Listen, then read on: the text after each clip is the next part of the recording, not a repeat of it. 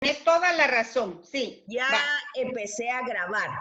Quiero hacerles una síntesis. Buenos días, Gaylin, ¿cómo amaneció? Hola, ¿cómo está? Hola, Betsaida, hola, Susana. Bueno, pues primero quiero hacerles una pregunta y al mismo tiempo una exhortación. Ajá, ya como San Pablo, ¿verdad? Haciendo una exhortación. Bueno. No, mire pues, si entienden, si comprendieron en la carta a los Romanos y un poquito en las Gálatas el tema de la justificación, hay varios elementos de la fe cristiana que se entienden con toda facilidad. ¿Cuál es? Primero, el tema de no tener mérito. O sea, el que nos justifica es Jesús. Los méritos son de Él. Nuestras devociones piadosas, todas las que sean, nuestras convicciones que nos permiten tener tal vez algunas formas, ya sean morales o ya sean misericordiosos, todo eso que pueda salir buenamente de nosotros, todo eso se presenta como una acción de gracias a los méritos de Cristo. Ese es el móvil, ese es el motor. ¿Por qué lo hacemos? No es porque seamos buenos o mejores o a saber, sino porque estamos convencidos que la misión de Jesús, sus palabras, sus hechos, su pasión, muerte y resurrección nos libera, al justificarnos nos libera. Al justificarnos hace que se realice en nosotros, el tema que Juan en su evangelio dice de nacer de nuevo con Nicodemo. El diálogo con Nicodemo se realiza en esa justificación. Otra cosa que no hay mérito alguno. Todas nuestras expresiones piadosas, religiosas, misericordiosas, de compasión, son expresión de estar 100% convencidos que el Señor, por sus actos, por su misericordia, por su amor a nosotros, nos justifica. Entonces, cuando ya entendemos esa primera parte, el tema de la justificación continúa. Entonces, todo es gracia. O sea, todo es regalo, todo es don. Nada es por méritos, nada. Giovanna es la que entra ahorita. Nada es por méritos, todo es gracia, todo es don. Entonces es cuando solo así puede uno entender la teología de Pablo. ¿Y por qué? Para que Pablo desarrolle esta teología es su experiencia personal. Quiere decir que él, aunque no nos guste oír eso porque se trata de San Pablo, ¿verdad? Y tal vez no nos gusta. Antes del encuentro personal con Cristo, él era menos que nada. O sea, era prácticamente, disculpen las palabras si le ofende a alguien, pero era un asesino, era un fanático que mataba gente y punto, ¿verdad? Lo que decía de sí mismo, que era un aborto, que ni siquiera llegaba a calidad de hombre. Por eso decimos que toda su reflexión teológica surge de su experiencia personal. O sea, que el encuentro con Cristo no fue gracias a sus méritos, no fue gracias a sus méritos, fue pura misericordia. Entonces, por eso, ahí el tema de la justificación. Otro tema que queda totalmente claro, si uno entiende el tema de la justificación, es el tema de la ley. ¿Por qué? Porque Pablo era un seguidor absolutamente absoluto, 100% de la ley. Y la ley no lo hizo mejor persona. La ley lo hizo prejuicio. Yo creo que ahorita viene Analú, para que le pongas, Susi. No, yo creo que le pones el tuyo, porque está más completo el tuyo, y es en vivo, y es actuado, y ya es todo. en vivo. ¿Era ella o no es ella? Sí. Es la Pini. Ah, es la Pini, ok. Ya se me olvidó el nombre de Pini. ¿Cuál es? María Enid. Ah, se me olvida. Bueno, entonces, seguimos diciendo. Entonces, la ley no es porque la ley sea mala, pero la ley, así como la cumplió Pablo al 100%, así como la cumplían los fariseos o los saduceos, lo hacían una persona totalmente hermética, capaz de juzgar a todo el mundo y condenarlos, ¿verdad? Entonces, ese es el problema de la ley. Entonces, vemos cómo Jesús justifica por medio de su amor y la ley no es que sea mala, pero la ley nos dice dónde está el mal, pero la gracia nos dice cómo superarlo, o sea, cómo hacer. ¿Y cómo hacerlo? Pues con la fuerza del Espíritu, que es lo que va a entrar también ahí. Entonces se dan cuenta cuántos temas se comprenden si uno comprende el tema de la justificación. Y entonces, ¿qué es entonces al fin la justificación, según Pablo? Es que lo que predicaba Juan el Bautista era que había llegado el momento de cortar todo árbol y todo lo que no daba buenos frutos desde la raíz. Ok, eso es lo que predica Juan el Bautista. Pero Jesús lo que realiza es un reciclaje del mal. Es decir, en lugar de que Dios se encarnara para castigar a todo el mundo y quitarlo del mal, lo que hizo fue recicló todo el mal, lo tomó para sí, lo consumió y con ese acto de amor liberó a la humanidad. Pero por supuesto, como no es un acto mágico, cada quien tiene que apropiarse de ese acto redentor, que ya existió, que ya fue, pero sigue siendo en cada persona y en cada generación. Así es más o menos en palabras tipo Plaza Sésamo, ¿verdad? O sea, así como muy accesibles. Eso es básicamente lo que tenemos en la Carta de Gálatas y en la Carta a los Romanos. ¿Cómo creen? ¿Están bien? ¿Está bien o hay algo que añadir? No, yo creo que buena sí, aclaración. A ver, Chinita, por cierto, me estás oyendo, ¿verdad?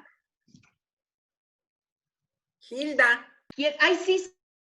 Te quería yo pedir, no por ser día de tu cumpleaños, que el otro día te dije mandona, pero fue en son de broma, no te lo tomes a pecho, soy mexicana y soy muy... Estoy dando clases, te llamo al ratito.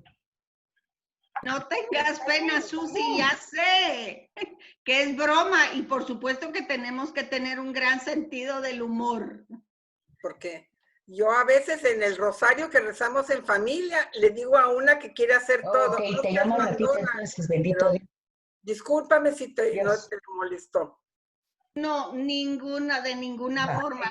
Te amo. Lo tomé como broma, por supuesto. No creas que me voy a ofender por eso. Bueno, ok, quedamos claras. Bueno, entonces entendiendo esta parte de la justificación, decíamos, ¿sí quedó claro, mis queridas señoritas? Gracias. Lo que pasa es que los evangélicos entienden la justificación muy acomodada y muy a su modo, ¿verdad? Solamente declarando Jesús es el Salvador, ya no tienen compromiso de responder ese amor de Dios. Esa es la gran diferencia. Pero es que esto viene como la frase que dice, amor con amor se paga.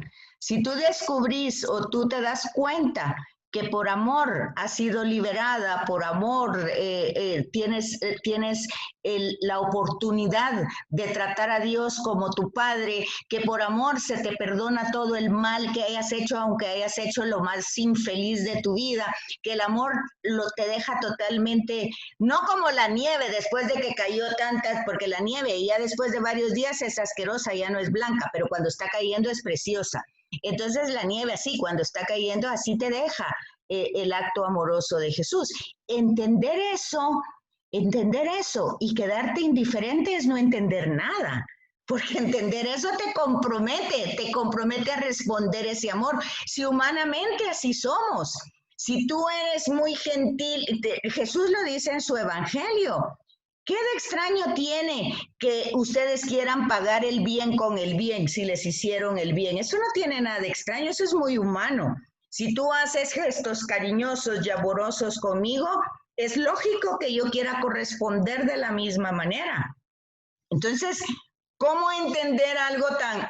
Si yo me doy cuenta que Jesús es mi Salvador y lo digo con mi palabra y de verdad lo acepto con mi corazón, ¿cómo me puedo quedar indiferente? Eso es una incongruencia. Eso hay algo mal equivocado hay ahí. Porque o no lo siento en mi corazón o solo lo digo con la boca o algo pasa.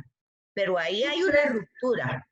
¿Tú crees que los evangélicos que se creen salvados por solamente declarar Jesús es el Salvador no comprenden lo que hay de fondo?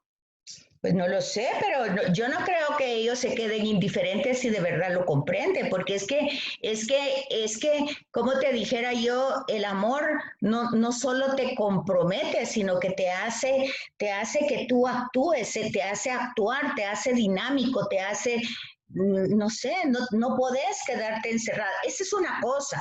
Y otra cosa es que cuando tú experimentas ese amor tan grande, que te hace una nueva criatura, pero no como un discurso, sino tú lo experimentas en la vida como lo experimentó Pablo. Es que es interesante, fíjense que a Pablo lo hemos visto desde muchas perspectivas. Hoy preparándoles el tema muy temprano con ustedes, decía, este cartapacio está muy completo, porque lo vimos todo desde Hechos de los Apóstoles, después vimos todo el contexto histórico de las cartas, después vimos todo el contexto literario de las cartas, y después estamos viendo carta por carta. Entonces, miren todo lo que se ha ido viendo y es un material muy completo, muy bueno, y realmente uno tiene que ir entendiendo el objetivo de eso, porque dice, el amor te apremia, o sea, te hace sentir que no te puedes quedar así. Cuando lo has experimentado como lo experimentó Pablo, es imposible que él se quede con los brazos cruzados. Es imposible que él sienta, estando en prisión, que ese es su castigo. Es imposible que él no sienta el dinamismo de llevar ese amor, no como un tema religioso de misión, no, sino que es que yo quiero que el otro experimente lo que yo experimento en mi vida. Es un impulso nato, humano, si es real. Ahora, si no es real, pues claro que ya vienen las imposiciones y las obligaciones y tenés que hacer, pero eso ya es otra historia. Pero aquí... Una pregunta, hablando de los evangélicos. Por supuesto, no, sí me gustaría, porque los tengo catalogados y no les sé bien darles el lugar que tienen. Cuando vivimos en un mundo que todo es muy superficial, vivimos muy rápido. Las nuevas generaciones no han oído hablar ni siquiera de Dios, pero de repente caen en problemas y alguien los lleva a una iglesia evangélica y desde ese momento se creen salvados. Habrá unos que comprendan el amor de Dios y se comprometan, pero creo que la mayoría no entiende creo que es la carta de Santiago, ¿verdad? Fe y obras. No puede ser de otra manera. Por eso te preguntaba yo, porque nos lo explicaste muy claro. La vida de San Pablo es una experiencia vivida de esa relación con Dios. A mí me ayudó mucho ese conocimiento. Sí, porque entonces toda su reflexión teológica de Jesús surge de la propia experiencia personal, que así tendría que ser todo tipo de teología. O sea, la teología cristiana no es una teología de intelectualidad, sino que es de vivencia, de experiencia.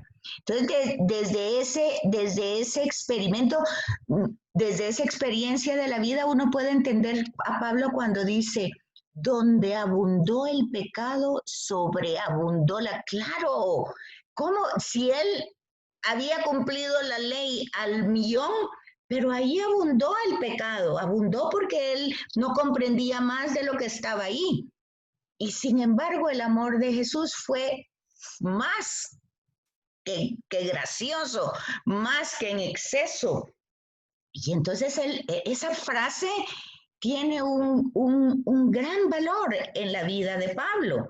Ahora nosotros, si solo la repetimos como una frase bonita, pues no dice nada. ¿Cuál es el tema? Que en la misa, cuando nosotros confesamos que somos pecadores, no es si nos sentimos pecadores, es si nos sabemos pecadores, si estamos conscientes que falta esa presencia de Dios en muchos actos de nuestras vidas. Entonces, ese es el tema básicamente que desarrolla Pablo en la carta a los romanos. Ahora entramos a la sesión 3, que presenta las cartas de la cautividad. Y las cartas de la cautividad son Colosenses, Efesios, Filemón y Tito, me parece. Filipenses, Filemón, Colosenses y Efesios. No, Tito no está. Efesios. Repítelas. Efesios, Colosenses, Filipenses y Filemón. Otra vez, por favor, no me da tiempo. Muy bien.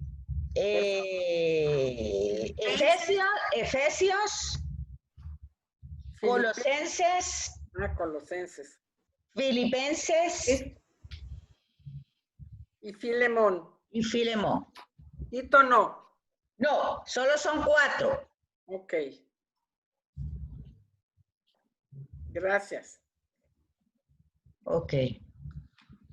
Espérenme ustedes que quiero compartir pantalla. Ahí en el manual las tienen divididas en 2 capítulos, ¿verdad? ¿Cuál? Sí. Las cartas.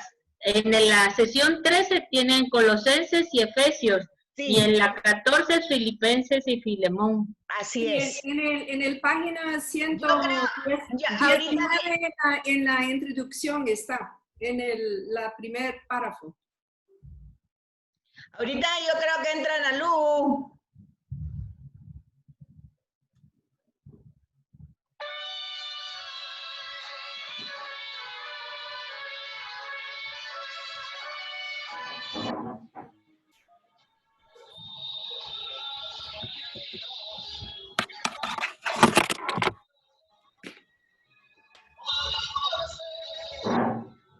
Hola niñas, buen día. Abre tu cámara, por favor, para darte abrazos. Bueno, ahorita voy. El abrazo es para la China. Felicidades, también. Gracias. Compañeras. Hola, Felicidades, todavía no ha Chita. abierto, espérenme, pe. Es que no abre, ahí está. Hola niñas, ¿cómo están? Hola, felicidades, Ana Lucía. Gracias. Oye, tus mañanitas que te puso... ¿De quién es? De la Analu también es el cumpleaños. Sí. ¡Ah, felicidades! Somos cuachitas con Hilda. ¡Ah, qué bien! ¡Felicidades! Gracias, Mil. No se oye, Betsaida. Ahí estamos. No se oyó, Betsaida. No se oyó. Que se repita. No. Se nos va a pasar la clase. No sé.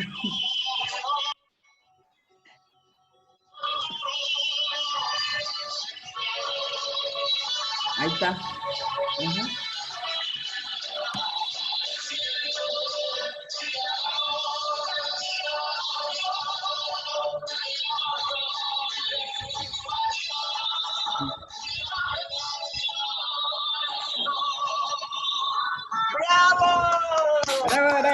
Gracias. Abrazos. Gracias, Mil. Las bendiciones sigan lloviendo en todas esas familias, en todos esos corazones, en todas esas personas tan preciosas que están al servicio del Señor. Señor siga bendiciendo sus vidas, sus corazones, sus familias, sus empresas y todo lo que les ponga en la vida. Un abrazo a todas. Gracias, Mil. Gracias, Betsaida. A la orden. Gracias. Bueno, entonces estamos diciendo que esto es el tema de... es que les iba a decir que quiero compartir la pantalla para entrar, pero voy a ver. Espérenme, estoy aquí. Tenemos que salirnos todas, entonces. No, nada. No. Nadie se tiene que salir. Ahí está. No. Ahí está. Sí, ¿Está ahí epístolas. De la cautividad. Epístolas Ya de la está. cautividad. Ya Ok. estamos. Listo. Ok, ahora voy a hacerla grande. ¿Quieren grande? Por supuesto, gracias. Sí, para verte mejor. Ahí está. Épcole. Eso, ya me estoy poniendo más que pilas. Bueno, entonces esto es lo que estamos. Hay que profundizar la fe en este tema. San Pablo dirigiéndose, como siempre y en todas las cartas, primero a los judíos. ¿Se recuerdan? Siempre va a la sinagoga, siempre ese es el primer tema. Luego, ya saben ustedes que ellos vivían en los distintos lugares porque eran de la diáspora, judíos que por las distintas situaciones históricas habían tenido que salir de su país, Palestina, y se habían quedado, porque lo que pasa cuando la gente migra, que a veces ya no quiere regresar porque logra una mejor vida en otro lugar, y estos tenían ciertos privilegios con el Imperio Romano, ¿verdad? Pero está el tema que ya hemos visto en las cartas anteriores, acusan a Pablo ante los tribunales romanos. Los tribunales romanos no encuentran culpa en él, ya lo vimos también. ¿Por qué no encuentran? Porque ellos son politeístas, o sea, los temas de la religión a los romanos no les interesa mucho porque tienen muchos dioses, ¿verdad? Pero de todas maneras, para complacer, para no tener este tema de discordias con el pueblo, pues entonces lo encarcela. Ya dijimos entonces, estas son las 4 cartas: Efesios, Colosenses, Filipenses y Filemón. No se sabe exactamente de dónde las escribió porque estuvo preso en Éfeso, Cesarea y Roma. Y algunos expertos piensan que en Efesios él escribió Colosenses y Filemón durante su arresto domiciliario en Roma. La carta a los Efesios la escribió cuando estaba preso en Roma.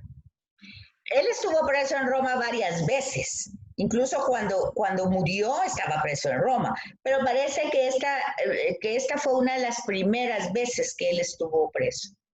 Y luego la epístola a los filipenses, escrita desde Éfeso. A los filipenses les escribe antes que a los colosenses y a los efesios. Bueno, ustedes dirán, bueno, ¿y qué problema hay si escribió antes o escribió después? ¿Cuál es el tema ahí? Como les contaba yo en la carta a los romanos, parece que entre mayor es él, mayor es la comprensión que tiene del misterio de Jesús. Entonces son cartas más apreciadas por esa fe que él transmite. Entonces dice que la carta de Filemón tiene un carácter distinto. Es una breve nota sobre el retorno de Onésimo. ¿Se acuerdan ustedes? Que es el esclavo fugitivo. Y las misivas, o sea, el mensaje que lleva a Colosa y a Éfeso, San Pablo aborda problemas nuevos. Fíjense pues, entonces él ya en las anteriores cartas eran los temas de la práctica, o sea, que si comemos carne, que si nos circuncidamos, que si tenemos que ser judíos, que bueno, toda esa problemática. Luego, el tema central de la justificación, que básicamente es el núcleo de la teología de Pablo. Pero aquí entra otro tema que es muy importante. Yo no sé si ustedes se recuerdan que hace 8 días les sugerí que leyeran la carta de la santidad del Papa Francisco. ¿Se acuerdan? Niñas. Sí, okay. Nos acordamos. Pero no la leí. ¿Qué nos dijiste, pues? Sí, o sea, ya eso, que les dije, pero que no la leyeron. Pero sí hay que leerla, porque justamente aquí el tema que toca Pablo es el tema del gnosticismo. Un tema que según el Papa Francisco es muy actual hoy. Hay 2 herejías que en lugar de haberse radicado en nuestra historia han tomado una fuerza mucho más grande en la actualidad, y entonces nosotros tenemos que ir viendo cuál es el problema de esas herejías. Entonces, eso no se ha tocado. ¿Saben ustedes que el Evangelio de Juan se escribe precisamente a los cristianos provenientes del gnosticismo? O sea, por eso el Evangelio de Juan no es igual al de los sinópticos. Porque si ustedes se dan cuenta, el Evangelio de Juan se escribe a finales del siglo I y a principios del siglo II. Pero ya el problema es el gnosticismo, o sea, el Evangelio de Juan va dirigido directamente a cristianos gnósticos. Eso no sé si lo sabían. ¿Lo sabían? Sí, ajá. Ok, entonces vean aquí la problemática. La problemática ya empieza pues un poquito a mediados del siglo. Ya empieza con las generaciones que aquí les dice. ¿Qué es el gnosticismo? Vean, hagan ustedes un análisis y vean si es actual. Dice, es una doctrina según la cual los iniciados no se salvan por la fe en el perdón, gracias al sacrificio de Cristo. Vean que decíamos que en la carta de los Romanos eso era lo más importante. O sea, el gran amor de Cristo que nos justifica ante el Padre y que nos perdona nuestras más negras acciones. O sea, eso los gnósticos no lo creen, sino que se salvan por la gnosis, o sea, por el conocimiento intelectual, por el conocimiento íntimo de lo divino, que es superior a la fe. ¿Qué dicen ustedes? ¿Eso será actual hoy? ¿Tendrá razón Papa Francisco? Hay muchos que creen que con sus que se dedican a estudiar la Biblia, creen que ya eso los convirtió y no viven como cristianos.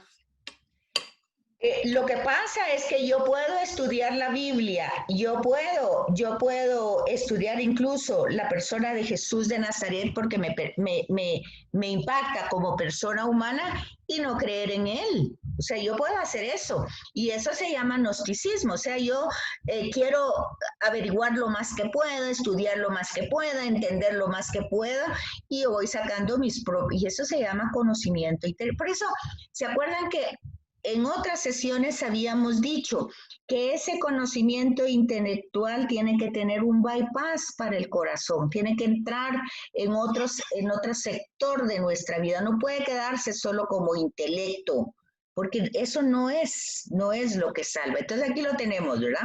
Ese se llama gnosis. Y en la carta del Papa Francisco, él dice que esto es uno de los problemas más actuales. Él menciona 2 herejías, la otra ya la vimos anteriormente, ahorita no recuerdo el nombre, pero ya lo habíamos visto. Entonces dice, no basta ni la sola fe ni la muerte de Cristo para salvarse, porque el ser humano puede salvarse a sí mismo, es autónomo para hacerlo. Fíjense ustedes, eso estamos hablando, ¿cuántos años? 40 años después de la muerte de Jesús. Vean ya el problema que viene. Pero dice la carta a los Colosenses, toca un tema nuevo. Nuevo para ellos aquí, allá. Para nosotros ya lleva 2 siglos de estar, o 20 siglos. ¿Cuántos siglos son? Hasta el día. Ok. Entonces, aquí tenemos las distintas formas religiosas que habían en el tiempo de Pablo y que siguen estando también entre nosotros. ¿Ven ustedes, observan ahí ese cuadrito de la última cena de Jesús? Pero esa es una cena ecuménica. ¿Se fijan? Ahí están todos. Es una cena ecuménica, ahí está Buda, ahí está Mahoma, ahí está Mitra, ahí está Zaratustra. ¿Saben ustedes que el zoroastrismo es la religión persa más antigua de la que uno tiene pues un récord de conocimiento? Luego tenemos a los griegos con toda su forma politeísta, ahí está Hermes de Grecia, Dionisio, ahí está Buda, y ahí están las fechas. Mire, es un cuadro interesante para que lo vean. Sí. ¿Es lo que estás diciendo que nacieron el 25 de diciembre o solamente es un paralelo? No, todos nacieron el 25 de diciembre según la fecha. ¿Y por qué?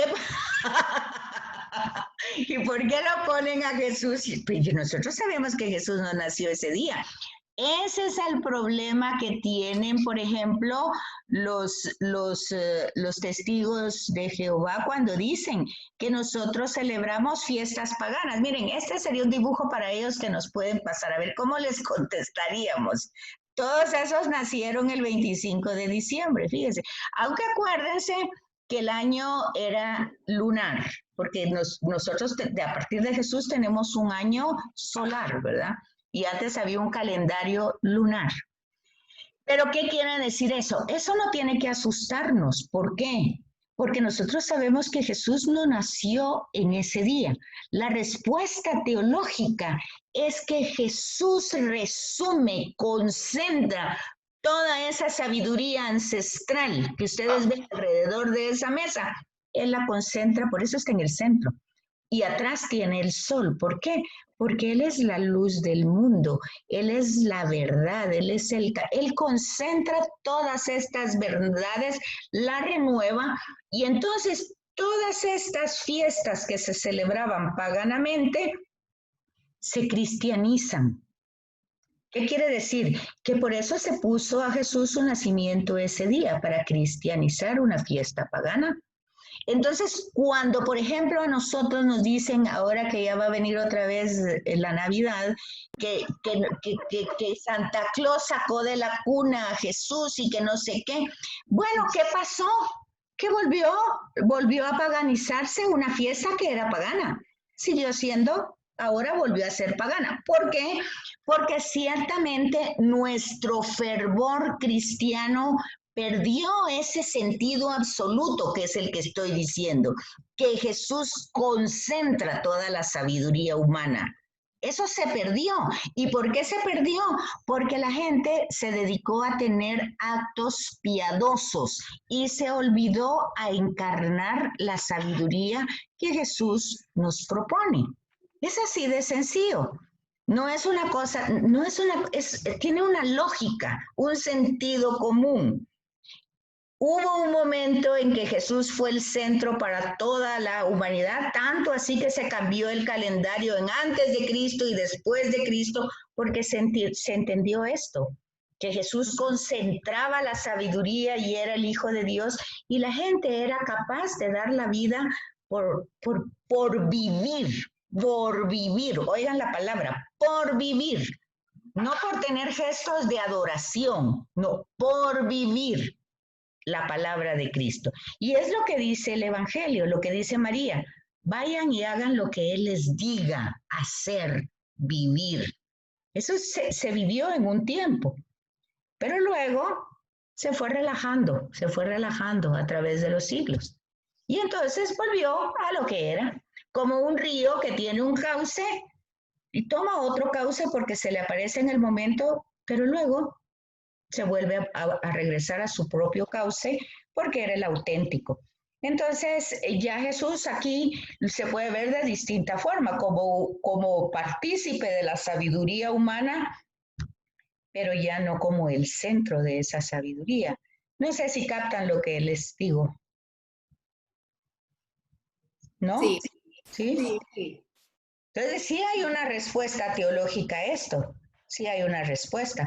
Entonces hoy no podemos decir que barbaridad lo que está pasando, que Santa Claus, que el árbol, pues todo, el árbol tenía un sentido de sabiduría y el árbol era una forma estacional de decir qué era lo que estaba pasando, o sea, la estación del invierno.